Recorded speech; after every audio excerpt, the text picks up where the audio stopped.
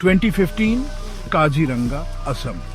हम 4+4+2 के परिवार ने कोलकाता से असम के चारों ओर 2 सप्ताह की यात्रा की। इसमें मेरे माता पिता, दादी, चाचा चाची और उनके 2 बच्चे शामिल थे।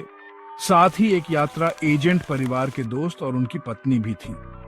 हमने 2 कारें बुक की थी और रात लगभग 8 बजे काजीरंगा के बंगले में पहुंचे। मुझे उस रात का दृश्य याद है क्योंकि यह पहली बार था जब मैंने एक बेहद लाल रंग का चांद देखा था। ये पूर्णिमा का दिन था और चारों ओर का माहौल सुनहरे प्रकाश से जगमगा रहा था। ये दृश्य ब्रेथ टेकिंग था। हमारा बंगलो राष्ट्रीय उद्यान के किनारे पर स्थित था। यह एक मंजिला घर था जिसमें सामने एक लॉन था। वहां केवल 5 कमरे थे, एक बड़ा रेस्तरां और एक बड़ा बैठक कक्ष था। बंगलो के ठीक सामने एक अधूरा घर था जिसमें 2 कमरे बिना दीवारों के थे। उसके बगल में एक बड़ा नारियल का पेड़ था जिसकी छाया में हम सामने के लॉन में बैठते थे। अब मैं उस घटना का वर्णन करना चाहता हूँ। आपको जानना जरूरी है कि मेरे चाचा का दावा है कि वे अलौकिक चीजें देख सकते हैं। हमने बड़े होते हुए हमेशा उनकी कहानियां सुनी हैं, जब वे अंधेरी या सुनसान जगहों पर अपने अनुभवों को सुनाते हैं। हमारे परिवार की किसी भी यात्रा का आनंद तब तक अधूरा रहता था जब तक कि हम बच्चे उन्हें घेर कर एक भूत की कहानी नहीं सुनाते थे जो वे अनुभव से सुनाते थे। लेकिन हमें यह भी विश्वास था कि उन्होंने इनमें से अधिकांश बातें बनाई, क्योंकि हमें विश्वास करना मुश्किल लगता था कि उन्होंने वास्तव में उन स्थितियों का अनुभव किया है। घटना पर लौटते हुए जब हम उस रात बंगलो में पहुंचे तो सब कुछ सामान्य लग रहा था।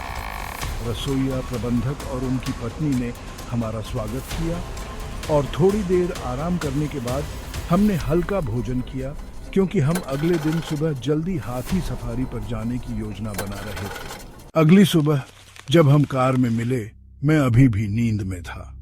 जब मैं कार में बैठा था, मैंने देखा कि एक सफेद वस्तु कार के पास संपत्ति के किनारे पर खड़ी थी और हमें घूर रही थी।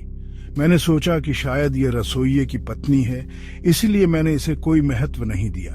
पार्क की ओर जाते समय मेरे चाचा ने चुपचाप अपनी पत्नी से पूछा कि क्या सब कुछ ठीक है। ये सफारी से लौटते समय था कि मेरे चाचा ने कबूल किया कि वह रात भर सो नहीं सके, क्योंकि उन्होंने रात भर सिसकने की आवाजें सुनी थी। जाहिर है ये उनकी पत्नी नहीं थी, और इस तथ्य के साथ कि उन्होंने लॉन के पार एक सफेद आकृति को दौड़ते हुए देखा, वहां पारदर्शी पर्दे लगे हुए थे। यह एक बहुत ही डरावनी स्थिति थी। नाश्ता करने के बाद यात्रा एजेंट की पत्नी ने रसोइये से पूछा कि क्या दूसरी महिला, प्रबंधक की पत्नी, रात में बंगलो में रहती हैं।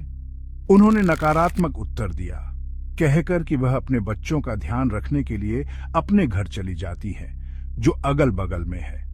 हम सभी ने उन भयानक घटनाओं का जिक्र किया और मुझे विश्वास करें, वह आदमी अंदर भाग गया और प्रबंधक को बाहर लाया।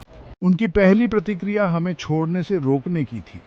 वे लगातार कह रहे थे कि बंगलो का क्षेत्र सुरक्षित है, यहाँ कुछ भी नहीं है जो हमें नुकसान पहुंचा सकता है। हमने उन्हें सब कुछ बताने के लिए मजबूर किया, ये धमकी देकर कि अगर उन्होंने नहीं बताया तो हम चले जाएंगे। बुनियादी कहानी ये है, एक महिला ने बंगलो के बगल में उस छोटे अधूरे भवन में आत्महत्या की थी, कई दशक पहले।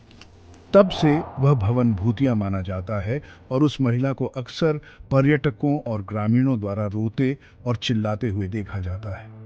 कुछ महीने पहले कुछ पर्यटकों को एक भयानक अनुभव हुआ जब उन्होंने बंगलो के अंदर उस महिला को देखा।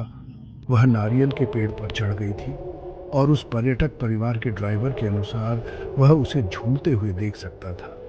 उस घटना के बाद प्रबंधक ने संपत्ति में एक पूजा की थी और उस भवन का पुनर्निर्माण करने की कोशिश की थी। लेकिन जब निर्माण श्रमिक बीमार पड़ गए तो उन्होंने परियोजना को रोक दिया और उसे उसी तरह छोड़ दिए। हमने अपनी शाम की कार सफारी समाप्त की और उस रात उस होटल से तेजी से निकल गए।